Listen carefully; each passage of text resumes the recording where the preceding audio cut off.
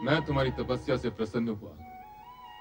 मांगो, वरदान मांगो। महेश्वर, यदि आप मुझे प्रसन्नता पूर्वक वर देने के इच्छुक हैं और मैं उसे पाने के योग्य हूँ, तो मुझे 2 वर दीजिए। पहला वर ये कि संसार में कोई भी प्राणी जन्म लेते ही काम से युक्त ना हो, यौवनावस्था को प्राप्त होने के उपरांत ही उसमें कामेच्छा जागृत हो। तुम्हारा पहला वर मैंने तुम्हें दे दिया देवी। अब अपनी दूसरी इच्छा प्रकट करो। मेरी दूसरी इच्छा यही है प्रभु कि यही मेरी अंतिम इच्छा हो। तात्पर्य? आप मुझे इस दूषित देह से मुक्ति दीजिए प्रभु। उसके उपरांत आप मुझे एक नया जन्म दें, जिसमें एक ऐसे महामात्र से मेरा विवाह हो जिसके संदर्भ से मेरा नाम भी एक ऋतु के रूप में जाना जाए। तथास्तु। किंतु अब मेरे लिए क्या आज्ञा है भगवान? इस पर्वत के नीचे चंद्रभागा नदी के तट पर स्थित तपस आश्रम में मेघा ऋषि 12 वर्षों तक चलने वाले महायज्ञ का अनुष्ठान कर रहे हैं।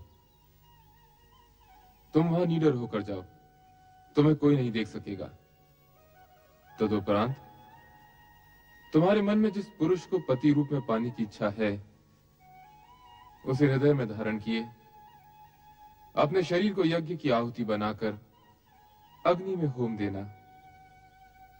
फिर वही अग्नि तुम्हारी जननी भी होगी, अर्थात तुम्हें एक नया जन्म मिलेगा।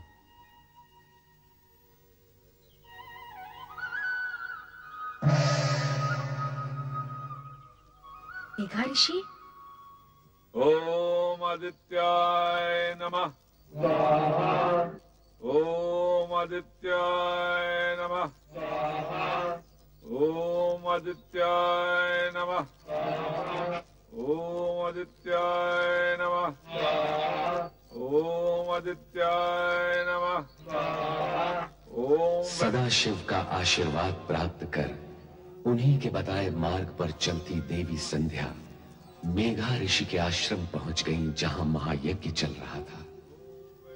सभी के लिए अस्तित्वहीन अदृश्य संध्या ओम नमः शिवाय का जाप करते हुए यज्ञाग्नि की ओर बढ़ती गई और अंततः उसी में समा गई। तत्पश्चात यज्ञ की अग्नि से उभरा लाल प्रकाश देखते ही देखते पूरी तरह 2 भागों में फैल जाता है। इस प्रकार संध्या का अस्तित्व 2 भागों में बट गया, प्रातः संध्या और सायं संध्या।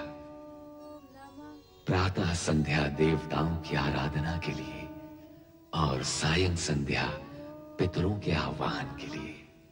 2 क्षितिजों में फैली संध्या के दृश्य पर ओम नमः शिवाय के स्वर गूंजते हैं।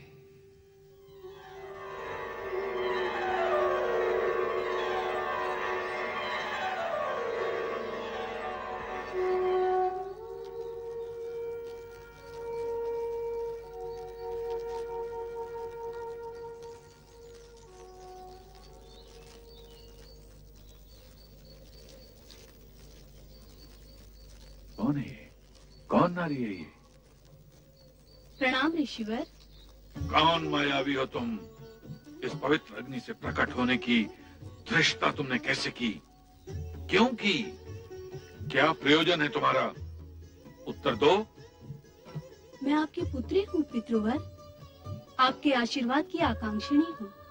धर्म, नीति, मर्यादा और व्यवहार के नाते मैं तुम्हारे प्रणाम और चरण स्पर्श के लिए तुम्हें दीर्घायु और सदैव प्रसन्न रहने का आशीर्वाद तो दे सकता हूँ, किंतु अकारण पितृत्व का अधिकार नहीं दे सकता।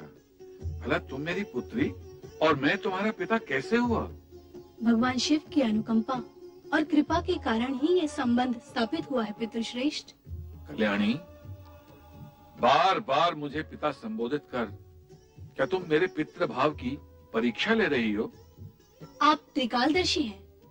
आपको इस सत्य का ज्ञान तो अवश्य होगा कि मैं कौन हूँ, और आपको ये भी ज्ञात होगा कि आपकी परीक्षा लेने की क्षमता मुझ में नहीं है। महाभागे, क्या तू हमारे ज्ञान और जप तप को चुनौती देने आई है? नहीं पितृवर, नहीं। पुत्री अपने पिता के प्रति ये दुष्टता कैसे कर सकती है? फिर वही प्रलाप, पुत्री पुत्री पुत्री। कब, कहाँ और कैसे प्रमाणित हुआ कि तुम मेरी पुत्री हो? दुर्भाग्य है मेरा कि अपने पिता के सम्मुख उनकी पुत्री होना मुझे प्रमाणित करना पड़ रहा है। यदि आपकी आज्ञा हो तो मैं कुछ निवेदन करूं? करो, किंतु मुझे पिता और स्वयं को पुत्री ना कहते हुए।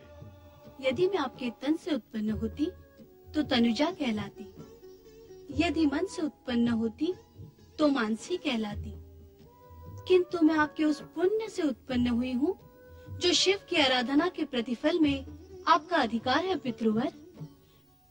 मैं पुण्यजा हूँ पितृवर। शिव आराधना के पुण्य से प्रतिफल में प्राप्त पुत्री को इतना कुछ ज्ञान है, और फल की प्राप्ति करने वाले पिता को इस विषय में कुछ भी ज्ञान नहीं। यह आश्चर्यजनक है, अद्भुत है। यदि ये सत्य होता तो स्वयं शिव भगवान इसकी पुष्टि करते, स्वयं निर्णायक होते, किंतु ऐसा नहीं है। अब ऐसा ही होगा। हे देवों के देव, मुझे उबारो, मेरी रक्षा करो। ऋषिवर की पुत्री बनाकर जो सम्मान आपने मुझे दिया, ऋषि के सम्मुख उसे स्वीकृति से प्रामाणिक करो। दया करो भोलेनाथ, कृपा करो। हे देवों के देव महादेव, मुझ पर दया करो, कृपा करो मुझ पर। मेरी सुनो, मुझ पर कृपा करो देव। हे महेश्वर, मुझे दर्शन दो। देवों के देव महादेव, मुझ पर कृपा करो। हे भोलेनाथ, मुझ पर कृपा करो। हे महेश्वर, मुझे दर्शन दो। हे भोलेनाथ, मुझ पर कृपा करो, मुझे दर्शन दो। मेरी सुनो, हे भोलेनाथ, मुझे दर्शन दो, मुझ पर कृपा करो। हे देव, मुझे दर्शन दो। भोलेनाथ, मुझे दर्शन दो। हे देवों के देव महेश्वर, मुझे दर्शन दो, मुझे दर्शन दो देव।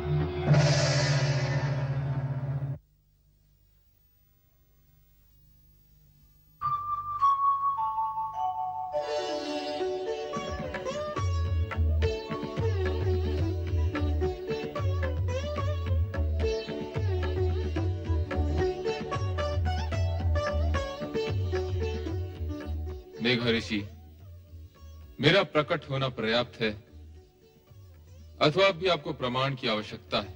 आपके प्रकट होने से ही सत्य प्रकट हो गया भोले भंडारी। तो फिर अपनी पुत्री का नामकरण कीजिए, उसे आशीर्वाद दीजिए। प्रभु, मैं आपकी आधी आज्ञा का ही पालन कर पाऊंगा। इसका नामकरण करके आशीर्वाद देने का कार्य तो स्वयं आप ही करेंगे। सूर्य की आभा है इसके मुख पर, अर्थात अरुण जैसी धरती से इसका मुखमंडल दीप्त है।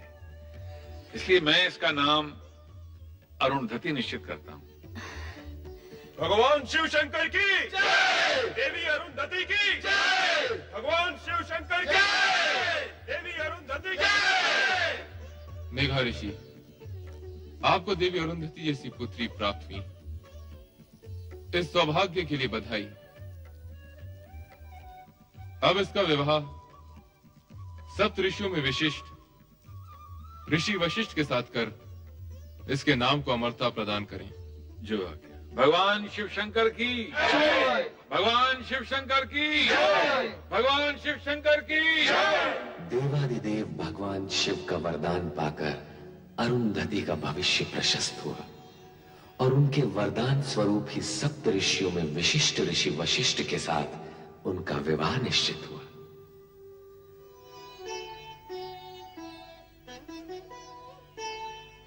कितना